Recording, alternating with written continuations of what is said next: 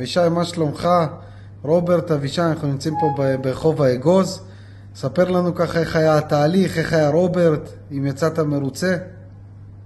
בוא נגיד ככה, אם הולכים למבחן תוצאה, יצאתי מרוצה ומרוצה מאוד, ואם הולכים למבחן התהליך, גם פה יצאתי מרוצה, הצלחתם לפרסם ולהביא לקוחות במינון נכון, בכמות נכונה, כולם היו רציניים, והולכתם את זה בעדינות, ברגישות, באינטנסיביות. עשינו חוזה על 3 חודשים, זה נגמר בפחות מחודש, הרבה פחות מחודש, ובכל התהליך הזה במבחן תוצאה יצאנו מרוצים מאוד.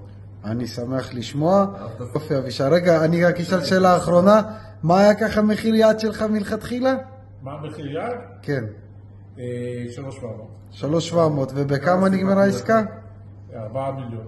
לא, תגיד להם את האמת. למה אנחנו הולכים לעשות? בוא נגיד ככה, אמרנו נדרוש 4 מיליון או 3,900 כדי לקבל טיפה פחות, אבל להתפשר על פחות, וקיבלנו 3,800. יופי, זאת אומרת במבחן התוצאה אחרי תיווך יצאת מורווח.